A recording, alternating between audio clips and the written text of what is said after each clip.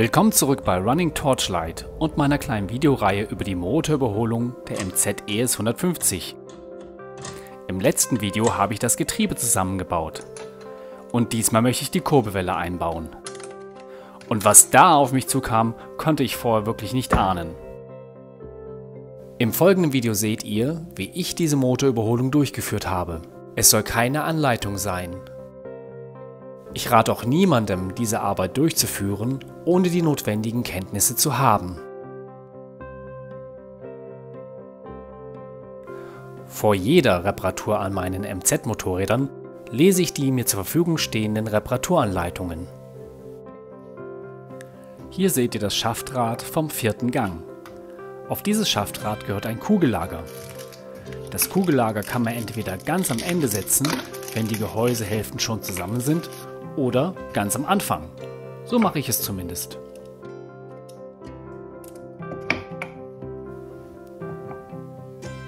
Dafür muss ich das Lager etwas erhitzen mit meinem Heizpilz, damit es ganz leicht auf das Schaftrad drauf gleitet.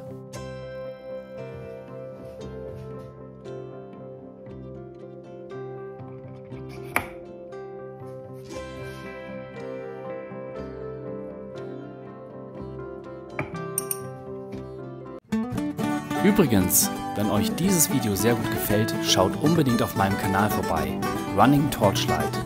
Dort habe ich noch viele andere Videos über MZ. Und gebt mir auf jeden Fall einen Daumen nach oben und lasst mir am besten noch ein Abo da.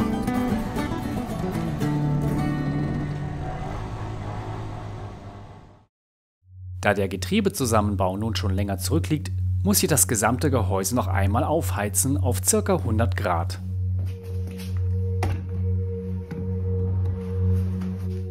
Einmal noch kurz den Spucketest und dann wird der linke Wellendichtring eingeschlagen. Dabei muss man auch gleich aufpassen, ihn nicht schräg reinzuhauen. Einmal schräg angeklopft lässt sich das nur schwierig korrigieren.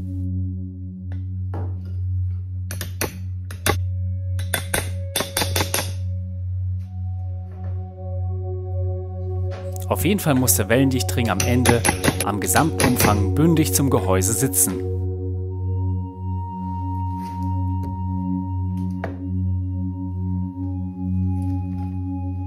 Die Kurbelwelle hatte ich wie immer über Nacht in der Tiefkühltruhe gelagert, damit sie schön kalt ist.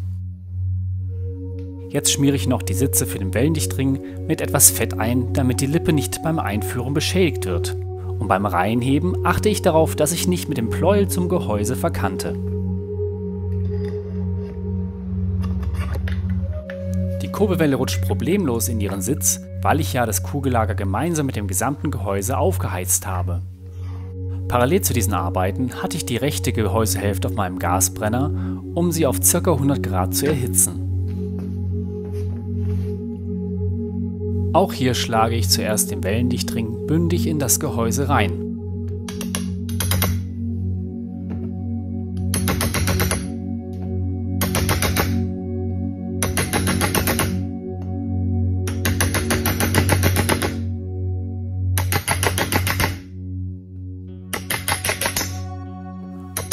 Der helle Klang meines Werkzeugs zeigt mir, dass es bündig am Gehäuse anliegt. Die hintere Passhülse befindet sich schon im Gehäuse. Sie war etwas widerspenstig, deshalb musste ich sie mit einer Schraube einziehen. Alle Vorbereitungen für den letzten Montageschritt hatte ich somit gemacht. Die Lager waren kalt, die Gehäuse waren heiß.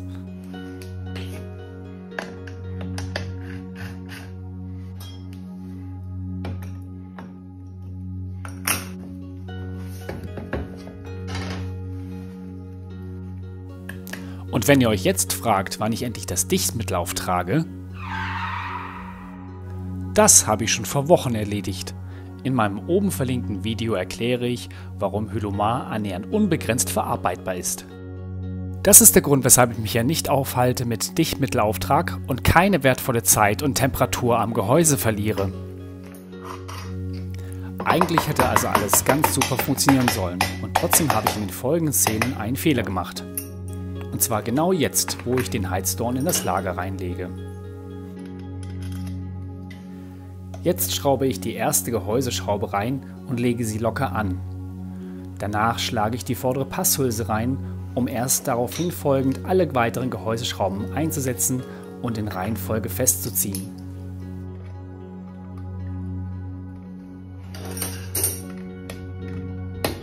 Mein großes Missgeschick kündigt sich jetzt schon an, wo mir mein Motorgehäuse fast von meinen Montageklötzchen runterfällt. Dabei purzelt mir dann auch das Lager und der Heizdorn auch runter und ich lege sie nochmal auf die Seiten. Eigentlich hätte mir jetzt schon etwas dämmern können.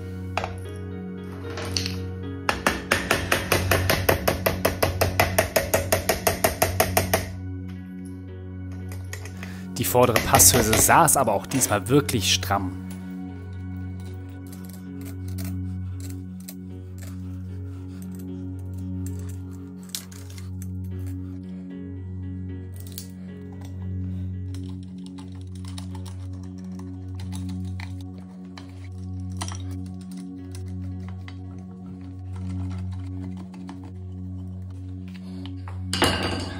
Obwohl ich mich wirklich beeilt habe, hat es nun eine ganze Weile gedauert, alle Motorschrauben festzuziehen.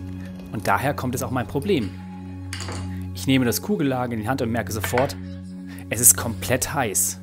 Im Affekt versuche ich es jetzt mit Kältespray runterzukühlen und dann kommt das große Missgeschick.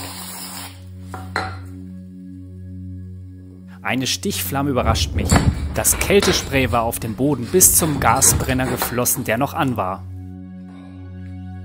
Zum Glück ist nichts passiert, aber jetzt war ich komplett im Adrenalinrausch. Schnell wollte ich diesen Motor fertig machen, ich hatte so die Schnauze voll. Aber das Lager war einfach jetzt zu warm und deshalb musste das schief gehen. Ich hätte an dieser Stelle einfach abbrechen sollen. Dann wäre der Schaden überschaubar gewesen. Aber so habe ich auf diesem armen Lager rumgeklopft und hatte absolut kein Gefühl dafür, wann es an seiner Position angekommen ist. Mit unabsehbaren Folgen für das Lager und die Kurbelwelle. Nachdem ich eine Nacht darüber geschlafen hatte, war mir klar, dass dieser Arbeitsschritt nicht erfolgreich gewesen sein kann. Deshalb habe ich den Motor deprimiert noch einmal aufgemacht. Und dann habe ich einen zweiten Anlauf genommen. Diesmal etwas abgewandelt, der Situation geschuldet. Die linke Motorhälfte ist also nicht gekühlt, ebenso wenig die Kurbelwelle. Dafür die rechte Motorhälfte gewärmt. Das Schaftrad mit dem Lager ist bereits im Gehäuse drin.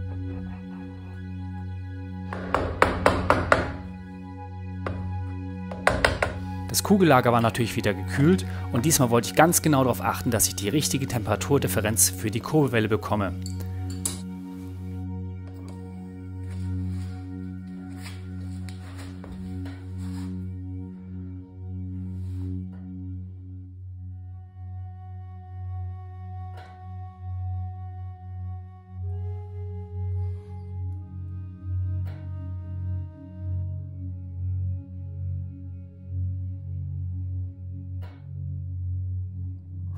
Mit diesem peniblen Timing musste das doch jetzt funktionieren.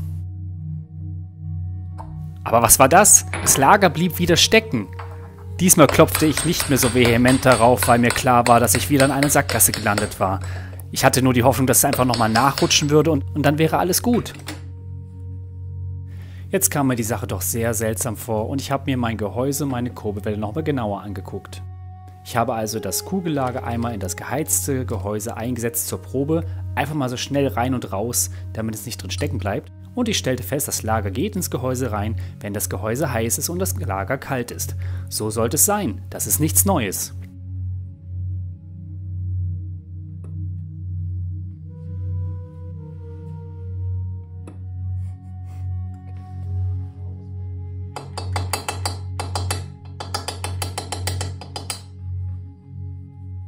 Danach habe ich mir die Kurbelwelle nochmal genauer angesehen. Bei der letzten Überholung wurden die Wellenstümpfe etwas aufgeraut, um den Lagersitz etwas zu verbessern. Könnte das die Ursache für mein Problem sein? Sind die Wellenstümpfe etwa zu dick?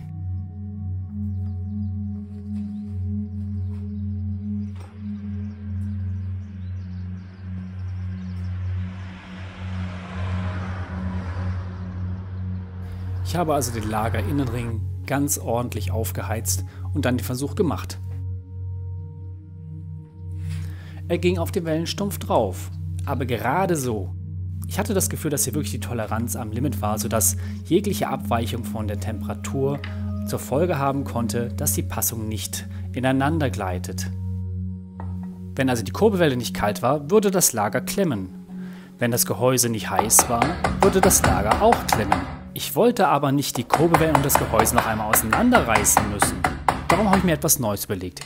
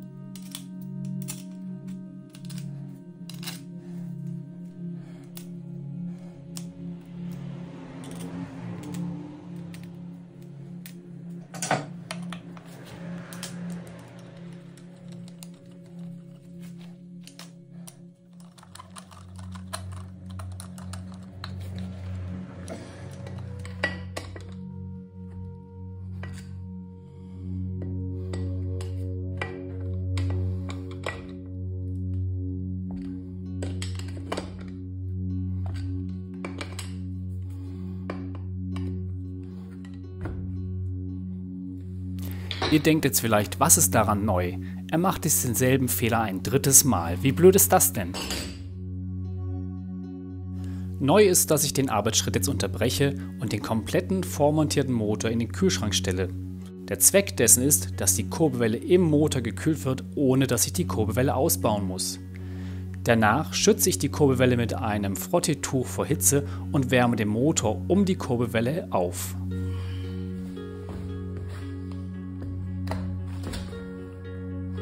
Ich habe also jetzt wieder die Bedingungen geschaffen, die ich im zweiten Versuch nicht hatte, nämlich ein kaltes Lager, ein heißes Gehäuse und eine kalte Kurbelwelle.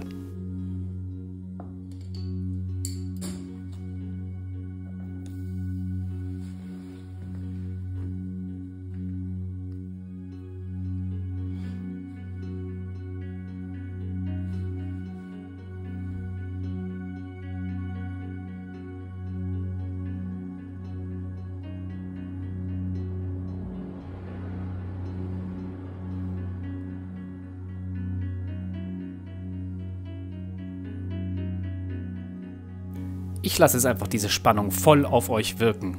Wird es diesmal klappen?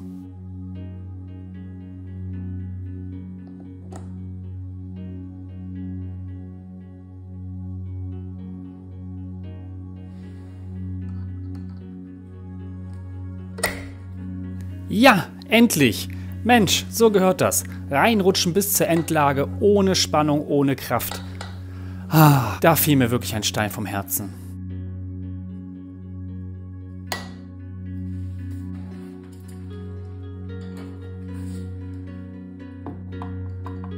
Endlich konnte ich die Abschlussarbeiten machen, nämlich noch das zweite Kurbelwellenlager in der linken Gehäusehälfte einsetzen. Würde es genauso funktionieren?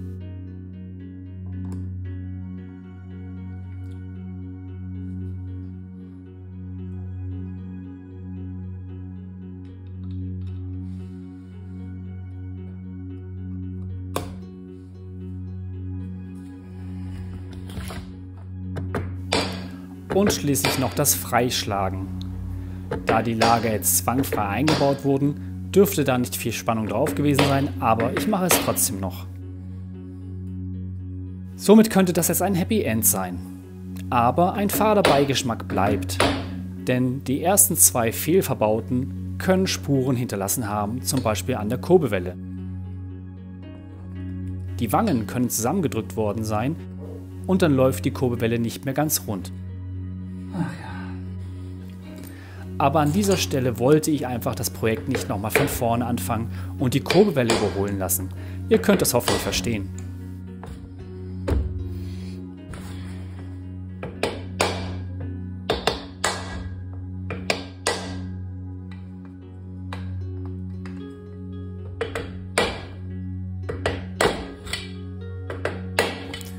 Auch die Getriebewellen schlage ich noch frei, bis sie sich leicht drehen. Danach ziehe ich nochmal alle Gehäuseschrauben nach und dichte die Schaltwelle mit Silikon ab. Das ist ein super Einsatzzweck für Dirco.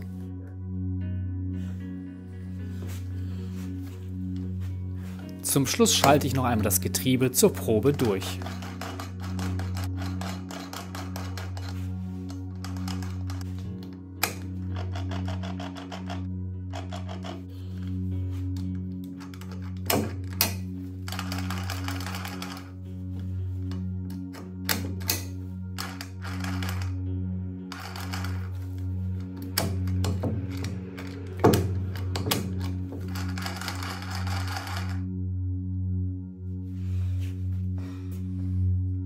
Ich hoffe, ihr könnt euch vorstellen, wie erleichtert ich jetzt war, diese Arbeit endlich abschließen zu können.